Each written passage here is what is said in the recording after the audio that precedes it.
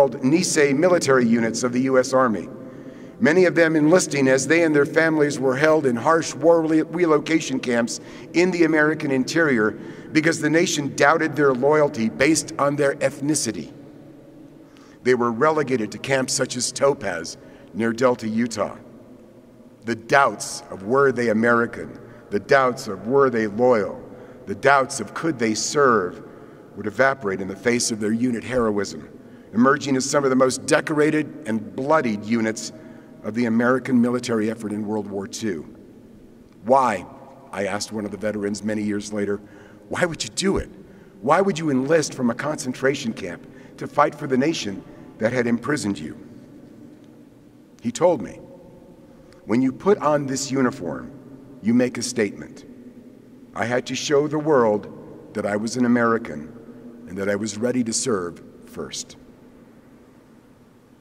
In the 100 years leading up to the outbreak of World War II, the federal government had engaged in a deliberate and orchestrated campaign to destroy the culture and language of American Indians.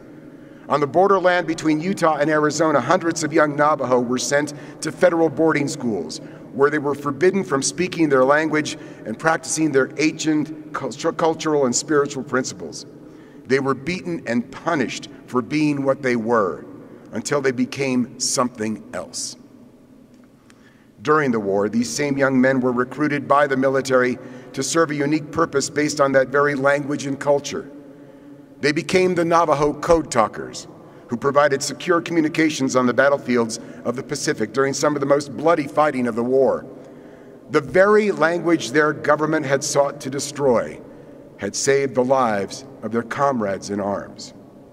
Surely they would have been justified to say no to the enlistment request.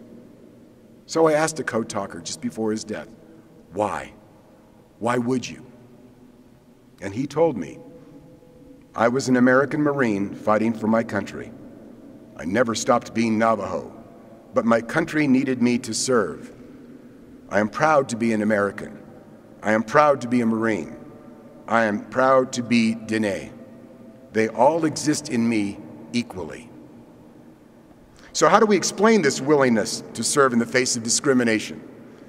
Perhaps we can find it in one of the most repeated statements to explain the selfless gesture of those who step forward. It comes from the Old Testament, from the book of Isaiah. Then I heard the voice of the Lord saying, "Whom shall I send? Who will go for us?" And I said, "Here I am. Send me." We can never fully repay the integrity of those who stand and say, "Send me." And the stories continue. The women pilots known as WASPs who flew endless flight support for the military during World War II, yet were denied recognition for their military service. Well, eventually, 30 years later, the recognition would come.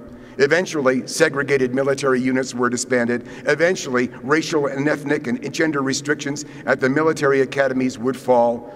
Under the sheer integrity of young men and women willing to sacrifice to serve their nation. I remember talking to my oldest daughter about women attending the service academies. She was a high school senior and was being recruited by one of the academies. I told her how this was so new in our nation's history. They want you. This was just in my lifetime that the barrier to women attending the military academies had fallen. And I remember her simple question as she considered a no longer existing barrier in her young life. What were they thinking?